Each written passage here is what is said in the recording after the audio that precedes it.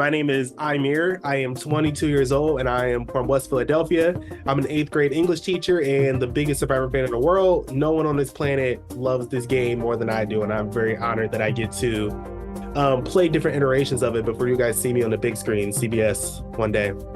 The very first LRG that I ever played was Survival Challenge, which is, I guess, the cream of the crop of LRGs when it comes to Survivor games and how official, things are. And there were 24 players that season. I got seventh place. I was idled out. And then after that, I played Survivor Philadelphia, did pretty well in that, got first member of the jury, but did pretty well in terms of like the impact that I made and the storytelling and all that stuff. I also played Dre Media's The Challenge, in which I got first boot. They gave me a rookie ass whooping for sure. I was a rookie in the season and they like came after me. And then I played the Challenge Great Lakes, which was probably one of the best experiences in LRG that I've had. Those are the four that come to mind. I don't really think that there's anybody that I can, model my game after. And the reason is because here's the thing. So when you're a black man in Survivor, right? And when you have these different, identities and they intersect, you have to approach the game differently than a lot of people get to, right? I don't have the same privileges of approaching a game that's like, that say Tony Vlacho's might. And as a black man from a lower income background, I have to approach the game, differently, and I have an uphill battle with it. So there aren't too many players who have been on Survivor that I feel like I necessarily automatically relate to. The closest person that I feel like I relate to is Davey, and I met Davey once, and I was almost to tears when I met Davey, because I saw a lot of myself in him, and we both were raised by a single mom, and it was like that kind of story. But as humble as I can say, there's nobody like me. There's no other Imere out there, and no one that I can really relate. So I really just have to create my own path. There's other players in games like they can like sort of like follow similar paths because they've had like similar upbringings and similar like life experience in a person, but I can't do that. So hopefully Imere is just bringing Imere this season, and that works. Something that I will say that I do that is not as good is the fact that I talk too much. I talk way too much. I know that my name. Huh? I know my name. Really? Yeah. I'm just gonna move down because I've heard pretty for sure. I just feel like she might have some Anyway, attention yet. She needs to play this game. All right. Johnny, say your name. Johnny's the villain. I just want to get straight to talking, straight to strategy. I want to just have cut and dry, black and white conversations like, hey, this is business. But a lot of times people in these LRGs don't want to do that. It was things like that sort of made me threatening like right off the bat.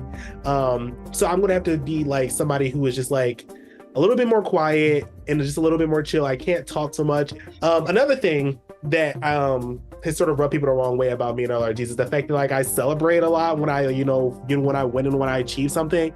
I realize that in this game, people perceive when black men celebrate and when black men are like, yes, yeah, let's go, that is perceived as aggressive. And I can't be aggressive in these games. Like I said before, I have to approach this game differently. We all have like these unique, like different ways in which we have to approach the game. And that's how I have to approach this game differently as like a black man from the hood and, who plays these games. It makes me think stranded. What it just makes me think is that you guys are probably just going to make us figure out everything for ourselves and just let us find the game and not have the game just like come to us, and we're going to have to like find the game and tailor it that way. It scares me because usually I'm not somebody who is like, I'm a pretty independent guy and I can figure things out, but I really stress myself out when I'm like forced to like be like, hey, like do your own thing. You have to do this by yourself. It stresses me out. I know that I can do these things, but I'm met with stress and a lot of anxiety when those things happen. So that's where I'm probably going to be met with my first challenge in the game. And these LRGs are meant for me to be challenged and for me to, grow in that challenge. So yeah, if that makes sense. Here's what it might be. In the LRG community, there are pre-existing relationships all over the place.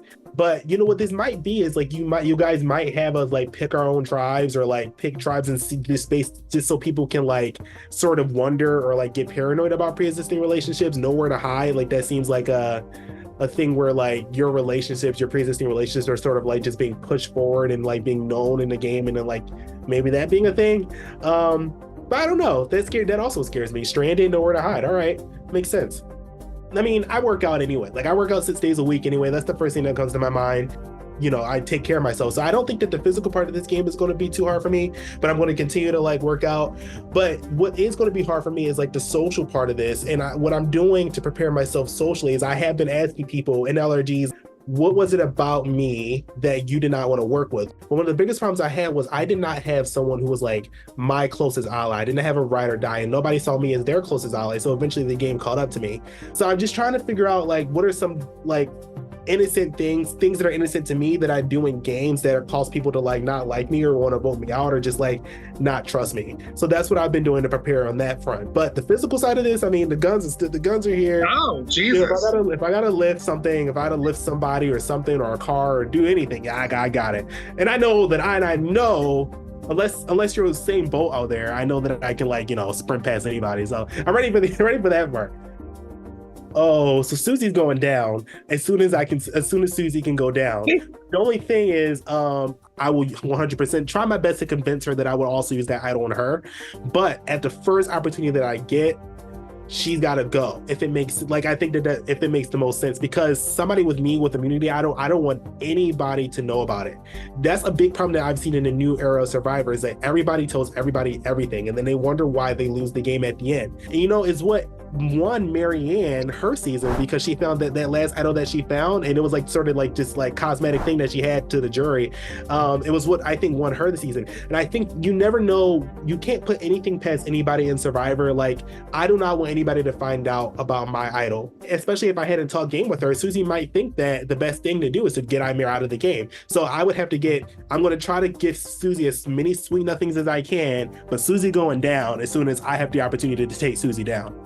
Oh, if somebody's my rider, it's really hard to come across somebody who you can ride the game with, that is trustworthy, somebody that's your person. You cannot lose that. And once you have that person, you can't lose it. So what I would do is if I'm your ride or die, I would tell Jake.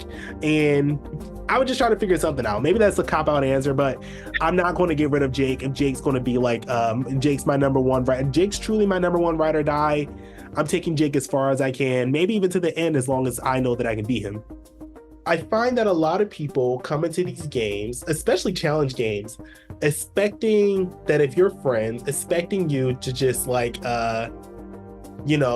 go out of your way for them, but it doesn't always strategically make sense to do so. I'm going to do what I got to do. And my mom told me, she told me when I go out to play these games, when I go out to play Survivor, she's like, you better go out. She's like your stereotypical like middle-aged Black woman. She's like, put her hand on her hip. She's like, you better go out there and do what you got to do. So I'm going to remember that every time that I do things, I'm going to go out there and do what I got to do.